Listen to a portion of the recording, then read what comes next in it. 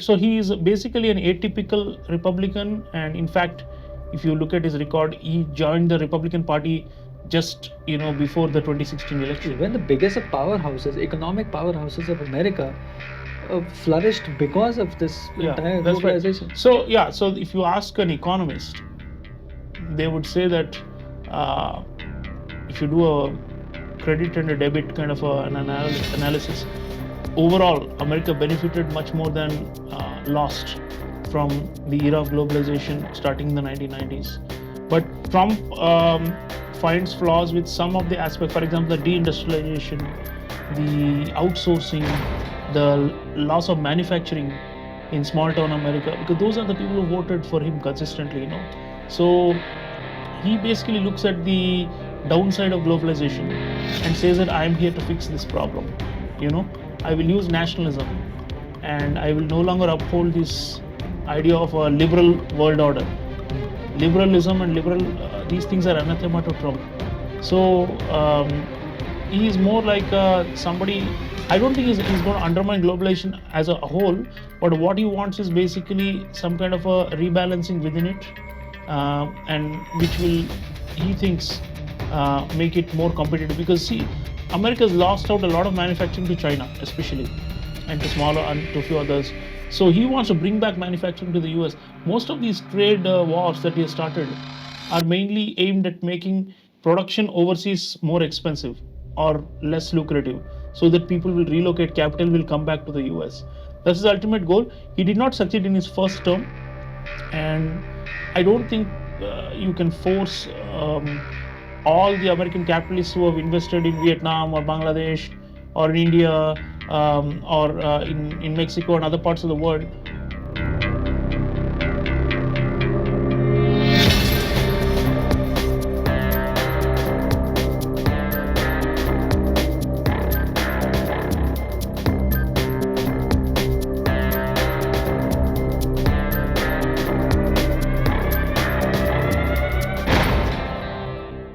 Namaskar, welcome to another episode, and I'm fortunate to be joined today by Professor Sreeram Chaulia ji. He is Dean at the Jindal School of International Affairs and also Director General of the India Institute at Jindal Global University in Sonipat. You're also an anchor of the Indian Diplomacy TV show, which is broadcasted on the Doordarshan. Welcome, sir. How are you? Thank you, Arjun. How's the day been? It's been a little hectic, but always want to take out time for you. Oh, thank you very much. I have been fortunate to get my hands onto some of your books. I believe, this is your sixth book, I believe. This is my sixth one. Wow. And of course, your work and whatever you've been doing is well known in the public sphere, which is why I do not want to repeat that and get straight on to questions, because this is exactly what we were perhaps discussing a few days ago. Response on Donald Trump, and what is the objective? What is the plan ahead? Is it just the way Donald Trump negotiates, or is it that this is how the situation is? Because I want you to look back upon what India's External Affairs Minister, he's been talking about. Former External Affairs Minister Shashi Tharoor was outside the Parliament when he mentioned that negotiations are still ongoing. And these are not the only negotiations. We're also in conversations with the EU. We're also in conversations with the UK. So things are developing. But what has happened in the case of India versus US? Because for the longest time, we were to believe, and we had always this belief that India and US are great partners, and India and Prime Minister Modi and President Donald Trump share a great bond. What happened? What is it? Is it just about national priorities, or geopolitics never really has any true friends? Arjun, Trump is an economic nationalist. So we knew from the start that there would be trouble on the trade front, because he came in with the agenda to wipe out all the deficits with not just with India, but with like a range of partners.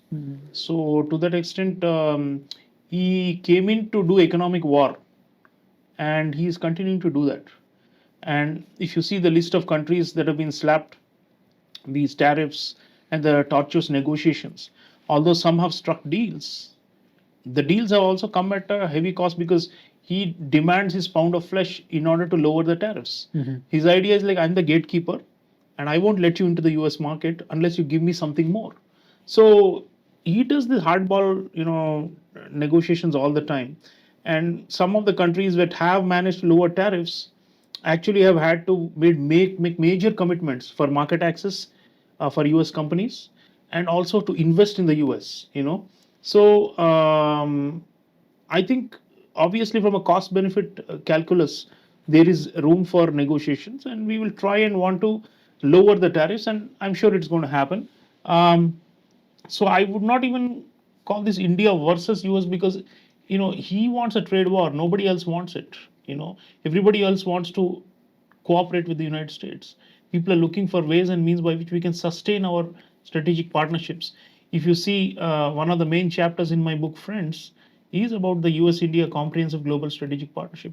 And the Indian government's response is that we want to sustain that partnership. So we would not want this to become a kind of like a slanging match in public. So I think we have adopted a sober and a quiet diplomacy approach rather than to fling accusations. Some people in India are outraged and angry but Trump announces these things on social media, and then he can quickly backtrack in 24 or 48 hours, and then he can say, India is great and it's my best friend. So I would not, for example, lose sleep over some of the salty language he's using about us. It's not like I think we know his trademark approach, which is to raise the ante, and then he will try to give you some concessions and take some, and then he will declare that I have won. So that's all he needs, a rhetorical win. So and we will see how we can enable him to reach that point. But meanwhile, it's still a very important economic relationship, right? I mean, if you look at the overall picture, the US is our single largest trading partner, goods and services together. And we have declared that our goal is to have $500 billion of annual trade. So we have to keep those longer term goals in mind, and not get too emotional about these things also. In my view, uh, this playbook of Trump has been seen again and again. And yes, he's undiplomatic. Yes, he's not at all, civic or polite. But end of the day, we have to. It's beyond Trump. It's about our overall relationship with a country that will outlast Trump administration, right? We'll have a U.S.-India partnership even after Trump is no longer a president, right? I mean, there are some people saying this is the we are passing the worst phase since 1998, when 1999, when they imposed sanctions on us during the Clinton administration. I don't think so, because my view is that there are many things which are still positive and which will move forward, and eventually we'll iron out the wrinkles on the trade dispute. Mhm. But looking back, how is Trump 1 different from Trump 2? One big difference I'm noticing, I wrote a book about Trump 1 called Trump Emerging Powers in a Post American World. At that time, he seemed very, very, very inwardly focused on domestic priorities. So was it expected that in Trump 2 he'd do something like I this? thought he will continue being very, very parochial and inward, but there does seem to be like a greater engagement in foreign policy by him. Because in the first term, he used to say, he famously said once, I'm answerable to Pittsburgh in Pennsylvania, which is the an industrial town, and not to Paris. Paris was where the climate accord and the climate change negotiations were happening. And most of the time, he was very uncomfortable in international settings and disinterested, and he'd always want to go back home. He was like a very traditional type of American populist. But this time we are seeing more of a flurry of the so-called peace. His staff are saying, the White House spokesperson, the press secretary, was saying that the president is now doing one peace deal per month. Yeah. And he is involved in global diplomacy to end wars everywhere. So definitely he is more visible on the world stage, maybe because he doesn't have to do another re-election, and he's not thinking so much about domestic this time compared to last time. But still, end of the day, tariffs and all are aimed still at a domestic US audience only, his workers, his core base. He wants to tell them that I promise I'll go to war with the whole world for your sake, and I'm doing that. So to that extent, he's still a very domestic, kind of like a far right populist. But you are seeing more shades of him wanting to stamp American influence abroad, because last time we didn't see that. In fact, he was happy to just let go of global influence and just focus on domestic matters. So that's one big shift. And but I don't know how long it will last, because there is a so-called MAGA base, Make America Great Again, the core constituency of Trump, who have always stood by him. They are not in favor of these global interventions. And in fact, when he went to bomb Iran, the nuclear sites, there was a big division, because within the US polity, his Trump's core supporters were saying we should not get involved in these wars. We should focus on domestic, matters and policy issues, and not fix our domestic problems. So that constituency is still there. And the verdict is still out, jury is still out. It's only not even 6 months, just about 6 months since he's taken office. So let's wait and see how the full presidency can be termed and judged. But there is a shift in terms of from inward to outward.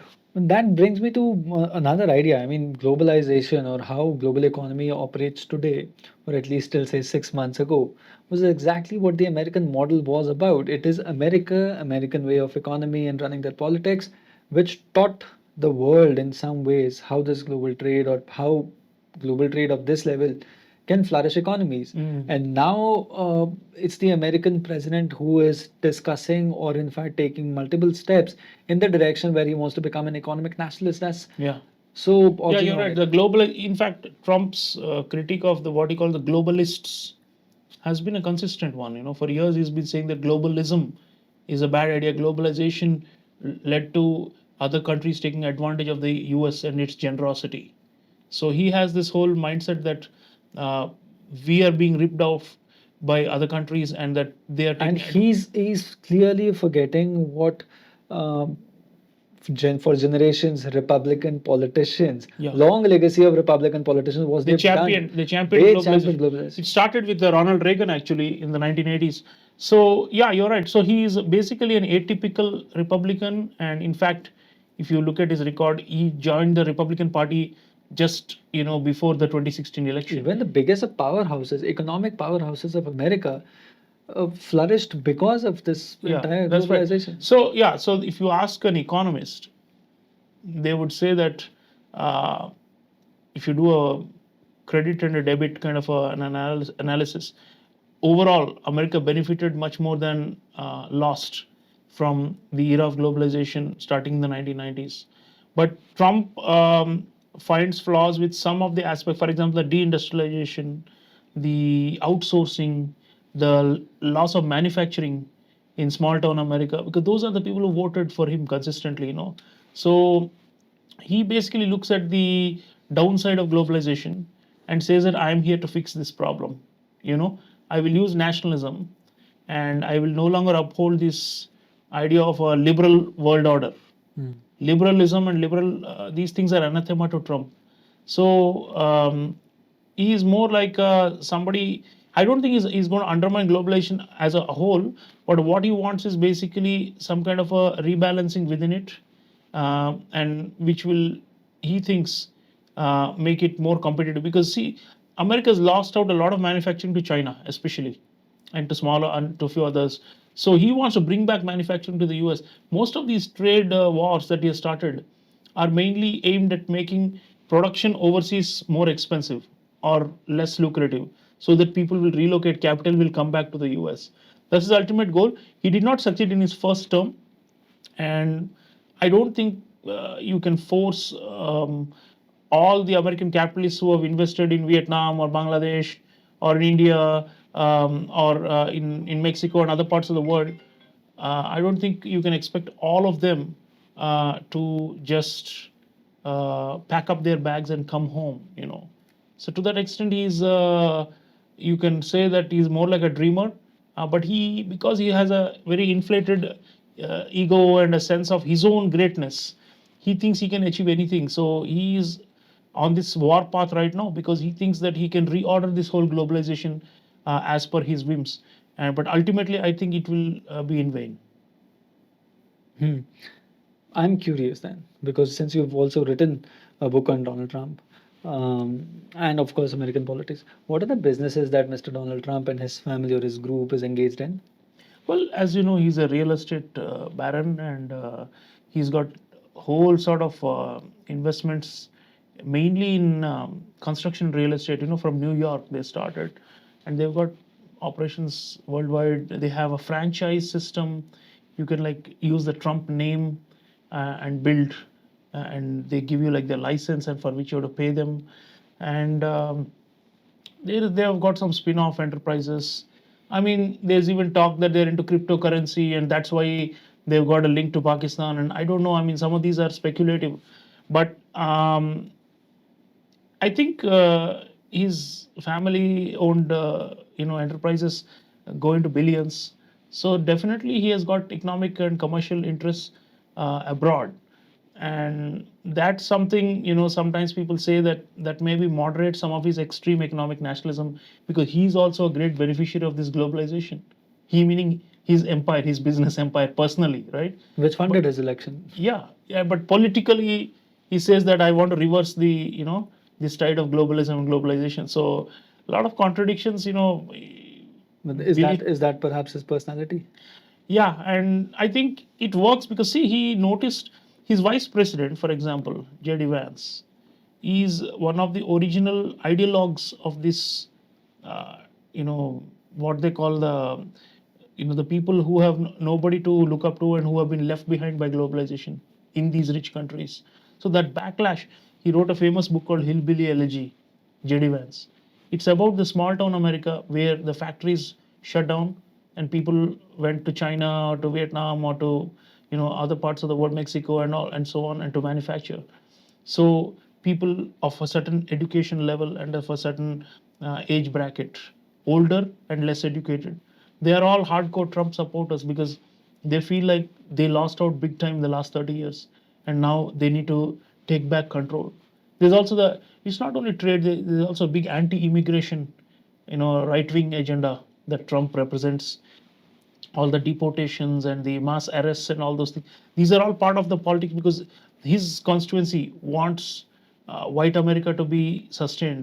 They are afraid of this multiculturalism and immigrants coming and changing the racial makeup of the U.S. and all that. Their nightmare is of a day where white people become a minority in the U.S. So these are all his, characteristic areas which he believes he has to deliver. Second term, he is becoming very radical on these issues, more radical and more, I would say, aggressive on, economic warfare, on economic nationalism, on anti-immigrant sentiment, and whipping up, this frenzy that these bad people, illegal aliens, must be thrown out of the country and all that. So definitely, I would say, even the attacks on the universities, for example, all the liberal bastions, the war that he is waging against Harvard University, for example, it just shows he's saying you people can't carry on with this. There's no balance. You're all left or center left liberals, and you're brainwashing young people, and we have to stop this. So he's definitely more radical, I would say, than his first term, and trying to achieve something that obviously he knows he couldn't do it in his first term. So I think there is that feeling that he has to establish his legacy, and he has to do it in this term. So he's pressing all the accelerators. Perhaps that's why he's obsessed with the Nobel Peace Prize. Yeah, that is a surprise actually, because in the past he would not care if there were wars going on. Now suddenly he's saying that he wants to settle all the disputes. He's now claiming that they have at least brokered peace in 6 different war zones around the world, including between India and Pakistan. So obviously most of these are kind of like empty and vacuous claims which do not stand the test of any scrutiny. But I think he's looking for something like that. I think for him, power is not an end in itself. Power is a means by which one, his ideological values must get translated into reality, and two, he himself, his persona as a great, all-time great American president, that must be fulfilled. The obsession is with just what more can you do when you've become perhaps the most powerful politician on the planet. Yeah. What next? Yeah. And if not a politician, political Yeah. personality. Yeah. What next? So that's a complex, perhaps, that's bringing. That being said, since we've spoken a bit about economy and how it's playing out in the global circle now, there are also talks about many FIIs flying out. Hmm. Do you think India is still an attractive destination and will continue to be an attractive destination for global businesses? See, the FDI has improved. I mean, there was a period after the pandemic when it really fell sharply. We were at a peak of 100 billion or so, close to inward FDI. Then it dried up, and now it's rebounding. So for manufacturing and FDI, I think we will remain because we have sharp, and projected growth rates that will remain strong, 6, 7, 8% or so. So there, I think we don't have to worry. The FIIs are different, as you know. It varies depending on the interest rates of the U.S. Fed, and wherever they have a fast buck to make. So these are like what you call hot money flows. They come in and then they quickly can also vanish. So some of the foreign funds and the fund managers are bullish about India, remain bullish about India, but there are others who are just looking at taking the cues from the U.S. Interest rates and all that. So I think if we can sustain a triple digit or more incoming FDI flows for manufacturing, and that is really the fundamental growth block. FIIs will keep coming and going, and there are other funds. I mean, we are tapping into, for example, the Gulf monarchies. They've got huge sovereign wealth funds and other things too. It's not only American capital that's coming to the country. So we've got means by which we can sustain this, and obviously we have to continuously show domestic reforms and so on. There's still a degree of skepticism about um, red tape and corruption and obstacles to doing business in India, even though our rankings have improved. So those things, I mean, we have to fix. There are labor issues and such things. So if we are able to reform the domestic ship, we can sustain, I think, investment-driven growth. That being said, I want you to quickly run me and for the sake of our audience also, how has India's stature in the world shifted from 1947 till where we are today? What has changed and what has stayed consistent? For instance, I think India's non-aligned in some ways or maintaining its own autonomy has been one characteristic that has stayed from 1947 till today. In fact, this is a prime example of what Mr. Donald Trump ended up doing, and India maintained its stand that our trade is our trade, your wars are your wars, our priorities are our priorities. We'll maintain a stand. We are a sovereign republic, and we'll go about our business accordingly. So, what has changed since 1947, and how has it really evolved in the last decade? What has really been significant? And I understand the global posturing of it. Indian passport, Indians across the world, Indian diaspora, all of us sort of come together. In fact, we are looking at the world from an Indian lens now as well. So, what has changed? Run us through it. Arjun, you are right about continuity, about strategic autonomy, and we still have that streak of independence. We are seen as even a very stubborn country that doesn't easily bend to external pressure. And unlike Pakistan, for example, which is very easy to dominate because they are willing to sell themselves to whoever is going to bid for them. So to that extent, yeah, and we have that sense of manifest destiny that we will be, a great power, or in the Modi era, we say leading power. So those things definitely have come to the fore now. But I believe that we are special and exceptional compared to other countries. That has always been there. Um, what has changed is goal setting. I think now, if you see, we have become a bigger opportunity for the world with high growth, and we have, we are seen not as a problem country that needs aid. There was, for a long time after independence, we were dependent on foreign aid. even for food, security of our people. We used to import, under in very humiliating conditions from foreign countries. So that phase is over. So we used to be a basket case. Now it's definitely a bright spot in the global horizon. And Trump may rhetorically call us a dead economy, but it's actually alive and kicking. So the facts speak for themselves. Um, so apart from the economy, on the positioning which you mentioned, we have moved from what is we used to call non-alignment to what we now call multi-alignment. So the difference is that non-alignment was total neutrality between the great powers at that time, Soviet Union and the US. Today there are two great powers acknowledged, China and the US.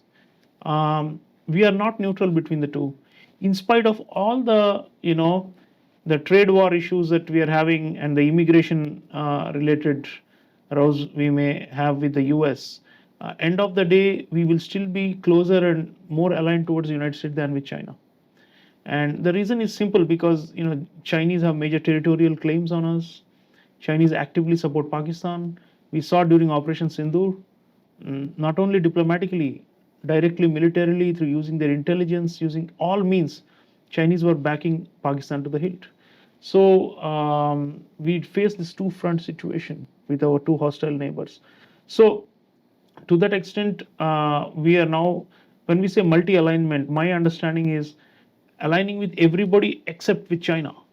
There cannot be an alignment with China, because they are far more demanding in terms of concessions that we have to make. And secondly, they are not willing to let us rise. So, how can we be aligned towards such a country?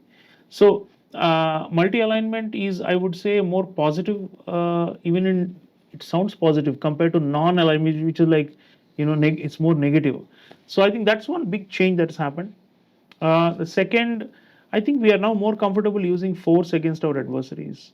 Of course, there have been wars in the past. We had great success in the 1971 war, where we broke up the erstwhile East Pakistan, and helped birth a new nation called Bangladesh.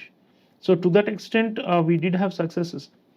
But those were like during wartime. I'm talking about like on counter-terrorism, on these kinds of things.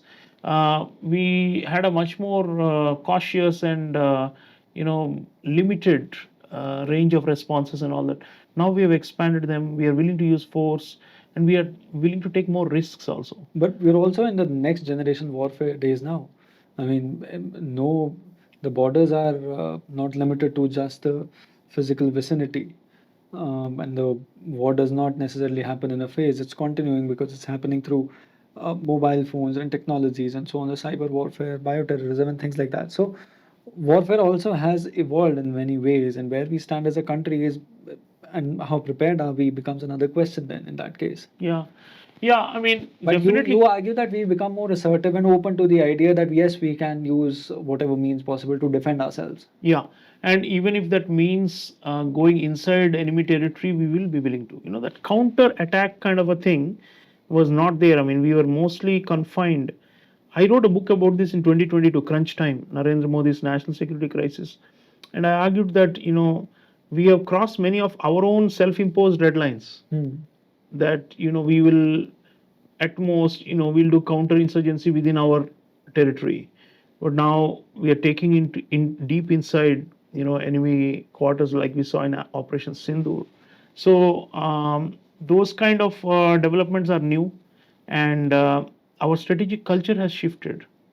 We are no longer a soft state. We used to be a soft state. So those things, I think, are also markers of a rising power, as opposed to just a middle power or a regional power. So if I were to go back to your earlier question about what has changed in India's status, I would say it started off. I mentioned that in my book, Friends. Also, it started off as just a regional power or a or a South Asian power. That's what we were. And then with economic growth, we began to be clubbed as a middle power or emerging power, alongside other BRICS countries and all that. 20-25 years ago. Today, I think we are a singular rising power, meaning a country that has a potential and is actually a would be going to be a would be great power. So in terms of our overall stature, from a subcontinental power into a rising world power, that's a huge gap. I mean, some people argue that a country with such a huge population and such vast land area and all that should have been able to become a rising power much sooner. Yes, there were many lost decades when we adopted the policy of you know import substitution and socialism and all those things. We were more ideological than the communists in China, who began to reform much sooner than us. So the left wing, extreme left wing, zeal confined us and prevented us from growing faster and becoming a leading power. So there are many, if you think back in time, many missed opportunities. But we're now trying to make amends. So my own sense is from rising power to a full leading power or a full great power, we are in the transition phase now. If we can avoid wars, especially with China, while maintaining a tough posture and pushing them back on their aggression, I think we will be able to achieve this desired status in the next decade to 15 years or so. So uh, by the centenary 2047, you will see a significant difference between 1947 and 2047. That much I'm clear, because 1947 we were like completely flattened by centuries of colonialism, but no self confidence, 90% people below poverty, no literacy, no health care, no living life expectancy were like 30 or something like that. So from there, we would have come a long way. At that time, we didn't really have a voice in the world. I mean, Prime Minister Nehru had a certain stature because of his individual personality and his ability to articulate things and to engage with other world leaders and all that. But in terms of the objective criteria to be a rising power, we never were. We were just a post-colonial nation that was struggling. Today, we are no longer struggling. But from here to get to a point where we become a leading power or a great power, it will take a lot of effort. It will take a lot of sacrifices. And sometimes in India we have some strange debates that Mr. Narayan Murthy, for example, said that we need to work what far longer the work hours, and then there's a huge backlash, and people keep having. But my own view is whether you want to increase work week of people or not. The point is a whole generation, yeah, especially younger people, will have to carry the burden of this rising power and until we become a leading power, which means more effort, more definitely, Everybody sort of has to come together to and ensure contribute that. to the national, cause of rising. Rising does not happen. My next book is actually, it's called India Number One, the ABC of the world's next superpower. And notice the word next superpower. So there's no other country other than India that has the potential to be the next superpower. So we have the potential, but for it to be realized, it will require this a leap and a major mobilization of national effort. So that is, I think, something also we need to do that, because post-independence era there was some idealism about building a new country, and then slowly we lost it. Now we need a second, as Prime Minister Modi says, this it's like a second independence struggle. This Amrit Kal is like a second independence struggle. But for us to have that sense of motivation, it's not easy, because people are laid back. People don't see much of a threat like we had when there was direct British colonial rule, right? But there are threats, and we need to mobilize the country to face national security challenges, but also the economic goals and all those things. Help me understand this now. So let's just cut through a lot that has been happening on the global geopolitical space. Russia is good friends with India. China is supporting Russia in the Ukraine war in some capacity. North Korea is supporting the Russia in some capacity. In fact, they sent their troops also. Yeah, thousands of them. Yeah, they've died in Ukraine. Yeah. China and US are playing a game where there's an opportunity also where they find themselves in enemy territory also of each other. China and Pakistan are good friends. Yeah. Pakistan and America, they've been all weather friends for a long time. It's only recently that American politics has shifted in some capacity, only in 21st century, if I'm Yeah, right, yeah. towards India. Mm. So, and Iran and America are enemies. Iran and Israel is enemy. Iran and Russia are friends. Yeah. So you see, there's a strange, for lack of a better word, we are perhaps in that build-up of what's a long global war going on, because this axis have sort of emerged, and much like what was happening in the World War, the axis did not find permanence until the last, ditch effort or any one key event. So much like what was happening during the World War, are we sort of in some way in the scenario of a World War? Because, correct me if I'm wrong, Russia is battling Ukraine, but Russia actually took on the entire NATO. Yeah. It is not that the German, the French tanks or the German artillery, it's not there. It's not that Ukraine does not have American support. The Ukrainian president has gone around Europe for the last 2.5 years rallying support against Russia. And Russia, which everybody perhaps expected that in 2, 3 days Russia would just capture Kiev, that did not necessarily happen. But we must also, one way to look at it as Russia, what Russia is facing or fighting at the borders. Mm. In its war on Ukraine, it's actually it's fighting NATO. So and since then we've seen battlefronts across the world. We've seen in East Asia, we've seen in the Middle East, or what we like to call West Asia. So a lot's been happening. Are we in the middle of that World War space? And is there, as I described, is there that axis? Those two axes have emerged, or there are still some lapses or still some gaps to fill? See, Arjun, I don't think there'll be another world war. Um, Aren't we already in a world war? no, it's nothing comparable to 1914 or 1939. Mhm. I mean, at the time, the casualties, I mean, the kind of fighting that was going on in like multiple continents is not comparable to what we have today. Mhm. I mean, we're talking about millions and millions being killed and all that. That is not happening. What is happening, in my view, is a kind of a transition from the post-Cold War. Excuse me, yeah. When we say the millions are killed during a war, do we necessarily mean that millions are killed only by gunshots or gun wounds or artillery fire? Or do we also count in people who've lost their homes or lost their lives because of hunger, because of poverty, because of uh, shifting locations, losing their homes?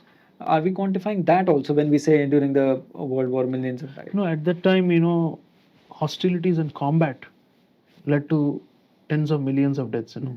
That's not the case today. But definitely, you're right that there is a breakdown of order. There's an increased resort to force by many revisionist powers. And yes, there are active armed conflicts that are raging in many parts of the world, and to which nobody, not even the great deal maker Donald Trump, is able to bring any of these wars to a close.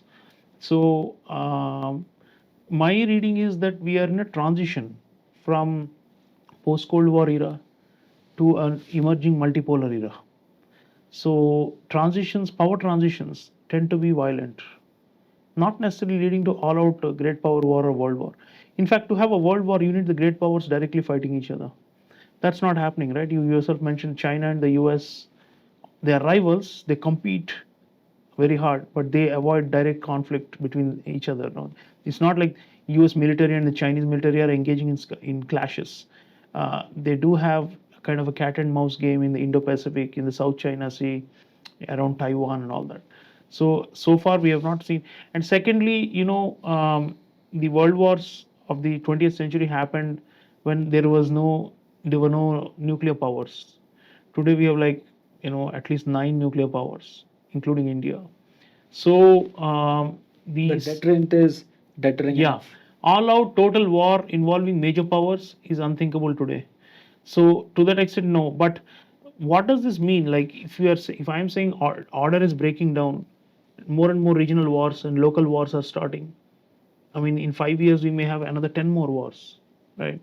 So then what are we talking about? So at the local level, even if directly China and the US are not, killing each other, they seem to be arming and financing and supporting this side or that side. That was what we saw during the Cold War period also. Exactly. So you may see that kind of a thing. You may also see newer powers in different regions of the world trying to assert their own influence Regional. as opposed to the Chinese or the Americans. So you will see in Latin America, for example, Brazil becoming more assertive. In Indian Ocean region beyond India will be more assertive. You will have countries like uh, Nigeria or South Africa that will be more assertive. You'll have a country like Turkey that's assertive. So this is what I call emerging multipolarity. So I think we will have more localized wars, but we will avoid world war altogether. But that's not necessarily good news because localized wars can be costly, can be devastating. The conflict that started after the October 7, 2023 attacks on Israel has already, I mean, in less than 2 years, has already notched up at least 70, 75,000 casualties or so. It's more casualties in this war on Gaza than all the previous Arab-Israeli wars combined. 1947, 1956, 1967, 1973. This war that we are living through has been, quite devastating for that region. It's not world war. It's still not every country in the world has been pulled into that conflict. You mentioned Ukraine and Russia is fighting NATO. Yeah, even there, you see, it's been somewhat localized in the sense the effects have been felt worldwide in terms of food insecurity, fuel insecurity, all those things. But it's not like everybody has gone in and put in their taken sides and has sent in the militaries, right? You mentioned North Korea, and yes, a few of them are doing it because they're desperate, but the whole world is not directly engaged in that conflict. So to some extent, we are still able to separate these localized regional wars from total global order. But at some point, you have to look back at the big picture and say, if there are 10 wars going on now, or 20 major wars going on, then what is the meaning of order?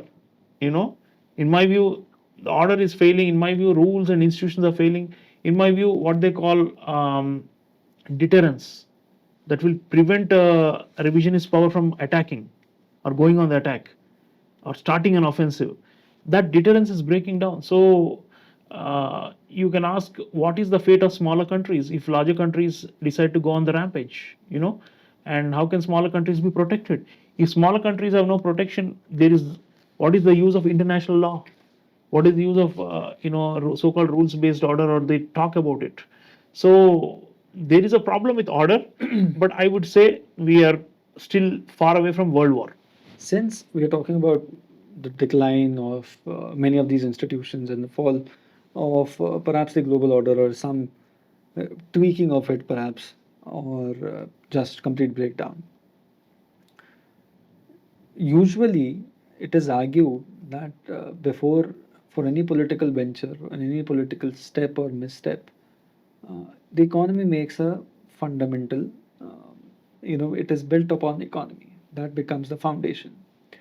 In this case as well, what is happening across the world, do you think it's actually the economic crisis or economic ambitions of different countries which are playing out on the geopolitical field? Yeah, I mean, if you see the Russia-Ukraine conflict, of course, there is historical and ideological grievances and all those things, but there's also gas and oil and energy, which is, has huge stakes there. I'm curious because Crimea was very much under the control of Russia.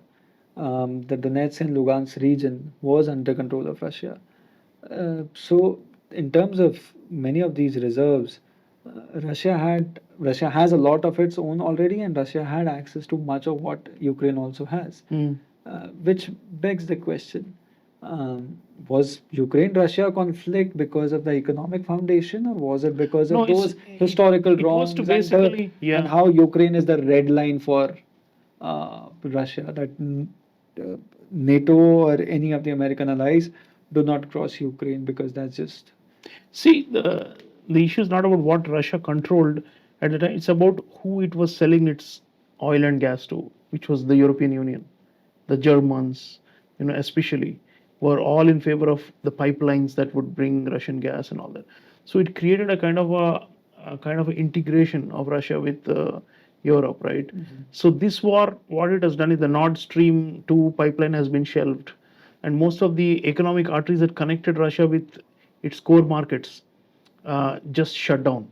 and therefore now Russia redirected and started selling most of it to China, and to a lesser extent to India.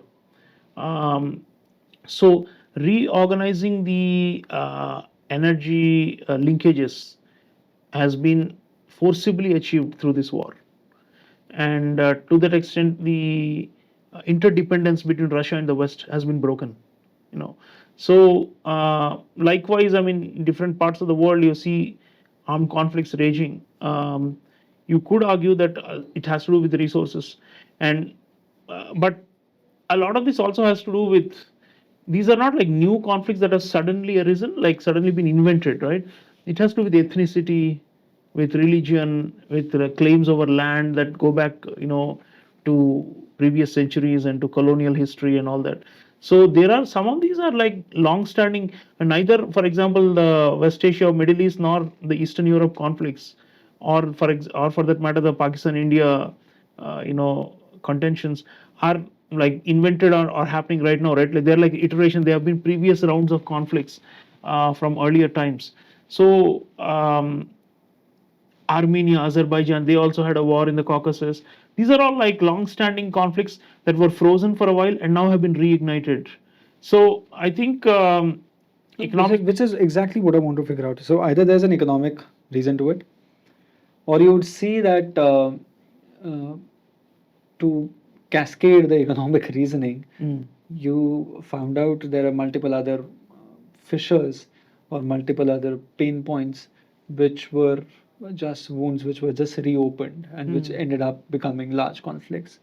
Uh, I'm curious, and this question, especially for you, because since you're an academic and you can take also a philosophical viewpoint of things, also that how you see politics playing out, how you see global powers planning out with each other.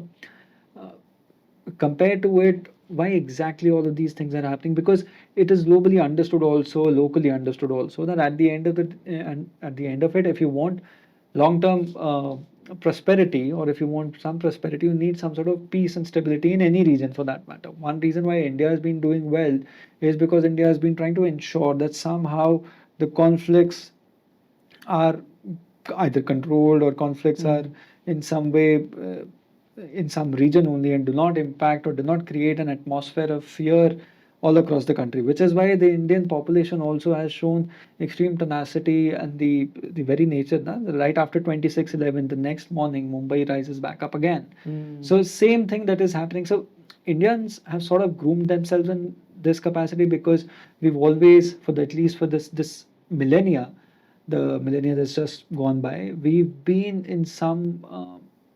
a battleground of civilization for the longest time. So then my question, sort of takes us there. Ke, where are we and where is the world getting at? Is it because of, I don't know if you believe in astrology, but what is happening? What is gone bonkers with the world that we are forgetting that basic fundamental that there is a reason world wars escalated to this level and it led to the destruction that it did. mm. Why can't we, in any form possible, contain it, control it, or limit themselves? Why can't people and global powers get back onto the discussion table and find a resolution to all these problems? Because any of these conflicts, one that these like you rightly pointed out, they're long-standing conflicts. But even long-standing conflicts, and in case if you want to talk about and think about in terms of what's good for humanity. Mm. At the end of the day, everybody should be ideally seeking global peace and prosperity for everybody. But there's always this resource conflict going on. Mm. Resource conflict we've put aside by arguing that there are many other factors that are in the play. But all those factors which are in the play, do is economy again the foundation of it, or is it just the global chessboard? I think what has happened is this: there are some imbalances in different regions of the world. It's not only economic resources. It's, suppose, I mean, you look at Israel. Now, Israel thinks it has a, what they call a qualitative military edge over its rivals, Hmm. right? So, of course, they were attacked badly, and what happened October 7 cannot be condoned. But the way they then tried to resolve this problem by all out war against all its adversaries, it showed that they had a distinct conventional as well as intelligence edge over their rivals, and therefore they feel confident to go on the offensive. If there was a greater balance, let's say Iran, which is the main adversary for Israel, if you had a situation where they also had similar or equivalent capabilities as Israel, would Israel have resorted to this kind of force? No. So what is happening is in many parts of the world, the balance of power has also been lost, and until a new balance is found, looks like these wars will keep happening. So you will the same happened in Eastern Europe because President Putin thought that he had the upper hand and the advantage, and he thought he could go on the offensive and could do whatever he can, like you said, but he failed because some balance happened because the Europeans mobilized, the Americans backed them, and they created a balance there. So I think economic resources, plundering economic wealth, or gaining more territory for economically, those are traditional. But the other traditional factor is this balance. So if there is no balance, even in Indo-Pacific, will China invade Taiwan? I mean, this question everybody asks in our field. And the answer to that lies in whether there is enough deterrence or whether there is enough balance. If there is not enough, and if Chinese feel like they can win easily, they will go for the offensive. You know, some people are saying Xi Jinping has ordered the military to be ready for an all-out invasion of China by 2027. Um, why that year? I mean, I don't know what is their calculation. It's a very secretive country, the Chinese. But what I'm saying is, mm, if if more countries, if power is distributed more equitably, then the likelihood of an all-out war or a regional war is less. Right now, we are seeing a lot of power imbalances. Some countries have accumulated a lot of power, and while others remain relatively quite weak, and therefore they are vulnerable. That brings me back to my earlier point. If there's a very famous concept in international relations from the Peloponnesian War among the Greek city-states in ancient times, um, by Thucydides, and he talks about a dialogue between a very powerful city-state and a very small one, which is under siege. And so there is a famous quote by the invading forces of the more powerful side, and it says, "The strong do what they can, and the weak suffer what they must." So if it is that kind of a world, then where is the morality or the justice or even the cooperation and such things that you're talking about? If it's a dog eat dog kind of a world, or if it's a Darwinian world, social Darwinism, survival of the fittest or of the strongest at the expense of the weaker ones. So therefore, I think the weaker ones will have to find means to survive, and it will only come through balance. So I think, apart from oil and gas or natural wealth and those sort of things, this is the other reason why I think we are facing so much instability and turbulence today. So the drive by many countries to acquire more power at the expense of others is creating this sense of imbalance and fear, and also a kind of overconfidence on the part of more powerful countries that they can just walk over their adversaries easily, and then the reality bites, and then they become like trench warfare and attrition wars that drag on year after year after year. So I think we have to find ways to also restore balance, and that can only happen if smaller countries become maybe more unified, or they seek protection from other external powers who can help them restore the balance. I mean, in the case of Taiwan, all said and done, if there was no American guarantee for their survival or existence, by this time China would have invaded and taken over Taiwan. It's only at least so far, why the Chinese have not gone in for the kill is because they still feel the balance is not completely in their favor. So this is where we have to work. It's not only military balance; it's overall capabilities. If That's why we favor a multipolar world in India. The multipolar world means 10, 15, 20 power centers. Every continent, every sub-region will have weighty and capable powers, then it's not possible to start wars and attack each other so easily when there are so many power centers. Right now, there is an imbalance, and that needs to be sorted. So, in order to step into that direction and bring some sort of global peace, do you think one way to go about and bring everybody else to on the discussion table also? Do you think that reform and multilateral institutions is perhaps the first step in that direction? See, that is been a big weakness of this current era, or this disorder that I'm talking about. Um, multilateral institutions, the UN system, the World Trade Organization, all these are in doldrums. So, be it the military, actual physical military fights, or the economic wars with trade, with tariffs, and all these things, these institutions are not able to prevent any of these unilateral measures and moves by ambitious and powerful countries. So, breaking the law, basically, international law, does not seem to be having much cost. So whoever wants to is just saying might is right, and I'll just go for my pound of flesh. So multilateral institutions will remain weak, unfortunately, going forward in this kind of era, because the great powers are rivals and they're competing against each other. There's not much cooperation, even the UN Security Council, and of course the reforms have been stalled. They have been stymied for a long time. So people's faith in these institutions is very low. Now we talked about so many wars. Where is the United Nations? I mean, its founding was supposed to be, the charter of the UN is to prevent future generations from the scourge of war. That's what the preamble of the UN Charter says, right? Where is that? I mean, they are just not fulfilling the basic mandate, and that's because there's not even an iota of unity in the Security Council. They're all at loggerheads with each other. It's an unreformed and old, outdated Security Council, and the methods of reforms to reform these institutions themselves need to be changed. Because if you say you need two-thirds majority of the General Assembly for reforming the expanding Security Council, fine. There are 193 or 109, more than 190 countries. But if you say you need unanimity of all five permanent members, where will you get the unanimity? China will not agree to Japan or India becoming permanent members, and likewise, many countries, France may not agree to Germany coming in. So there are a lot of these things that, these are all outdated structures. So institutions are not doing well. Therefore, smaller institutions like G20, even BRICS has been expanded from 5 to 10 members.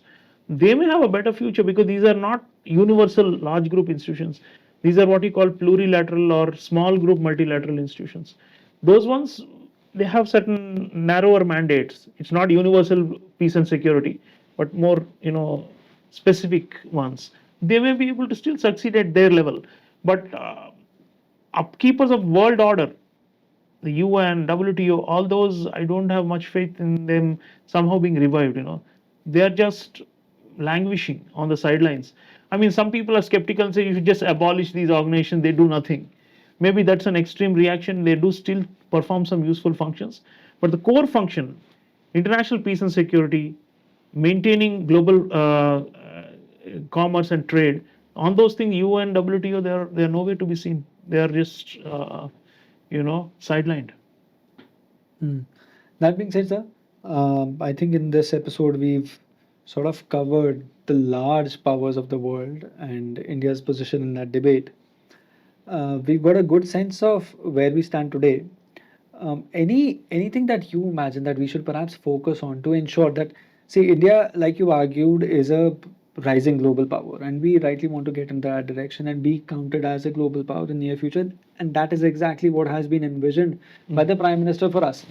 That by the next 25 years we should be a global leader, and we should do with a more principled stance than perhaps which has been in the vogue or which has been in practice for the last couple of decades. That being said, what are those key things that you think that India should primarily focus upon to ensure its consistent rise? I understand that economy is the fundamental and foundation of all of this, but is there any some sort of a social re-engineering perhaps required? Is there more education that is required? Is the idea of service to the nation that is required? Because how are we going to achieve these 25 years? Because like a friend said recently, hope is not a policy. Hmm. We would want it to be that way, but 25 years, we're already 25 years into this century, right? So, how do you see that? Where do you see that? I think, yeah, I mean, sustained high growth is obviously the denominator on the basis of which this India's rise can be constructed, no doubt about it. Um, yeah, and we also need lots of attitudinal, behavioral shifts. For example, some people are still very skeptical or cynical about the whole idea of becoming a great power or a big. Why do we need to be, why do we need power? India is just a moral power. It's been a civilizational and a spiritual power for millennia, and that should be enough. Why do you want material power? What are you going to do with it? So there are a lot of people attitudinally who think that, who are reluctant to be a power. So those things have to shift. Younger people, I find, are more aspirational. They want India to be number one. Why should we settle to be number 4 or 5 in the world? So uh, and we love it when we win a gold medal, in the Olympics, or when we become world champions in cricket and so on, right? So we want to be number one in all fields, including in world politics. So that attitude is going to be critical, taking us forward. And we know that to be a champion or to be number one, how much hard work it takes. You know it better. You've written, famous book about Neeraj Chopra. So all I'm saying is, for India to be like a Neeraj Chopra of world politics, we will need that attitudinal shift, especially for a whole generation. That we have to work towards that goal, and it's something so desirable. It's a goal that must be achieved at all costs. That kind of a thing. And I would also say sometimes we are also internally quite divided. You see more and more polarization, especially among some sections of society, along left versus right and these sort of lines. I mean, okay, in a democracy, contention is fine. Always there will be different viewpoints. But sometimes I find the discourse is brought down to the level where everything, including national security, foreign policy, all these core building blocks for our rise are now being narrowly interpreted through the prism of party politics. So somewhere we have to draw a line. Integrity of our institutions are being challenged without much basis. Also, people say everything. I mean, if you are now going out and saying that democracy itself is a you know is fake in India, and that elections are being fixed and everything is rigged. I mean, when you go down to that level, it actually weakens India's rise. So I feel some red line somewhere should be drawn on, even on criticism. I mean, I'm a democratic person. I'm not for curbs on freedoms, but sometimes I feel, Lee Kuan Yew of Singapore used to say, in India you have too much politics and not enough policy. Of course, he was an authoritarian ruler, but a modernizer who could achieve a lot, although it was a small country like Singapore. So what I'm trying to say is that a higher degree of discipline, and also some degree of narrative control. I may be saying something controversial from a free speech point of view, but I don't mind saying it. Some degree of narrative control will be needed, because otherwise, what is happening is a large section of the population will not believe in the national project. Absolutely. That is They exactly will the become more and more parochial and narrow, and that is the end. If you have a large section of people in India who identify only with their local area, or with their ethnic group, or with their religious group or caste group or something like that, or some specific leader who is yeah, not who has contrarian views, it ends up becoming that they don't trust the or believe the idea of India. and they don't believe that there's anything that is rising. You have people, if Trump says India is a dead economy, and then there are politicians in India and say, oh, yes, of course it is dead, and it's not performing. It creates there a kind of a pessimism or cynicism about everything, and no belief. Without belief, how can you rise? You are doomed. That being said, great chatting with you, and I think we've covered the larger horizon of large and global powers, which essentially you've discussed in this beautiful book of yours, Friends, India's Closest Strategic Partners. And I'd like to invite you for another episode where I want to discuss what is happening closer to home, discuss Pakistan, Bangladesh, POK, China, that small 25 or odd so kilometer where we could enter Afghanistan and then perhaps could enter into Tajikistan, Sri Lanka also for that matter, on our next show. For now, I think it's been a great conversation. There's been a lot of learning points, and I think everybody who's watching will take much further from this. Thank you very much for joining us today. Thank you, Arjun. Pleasure to be on the show.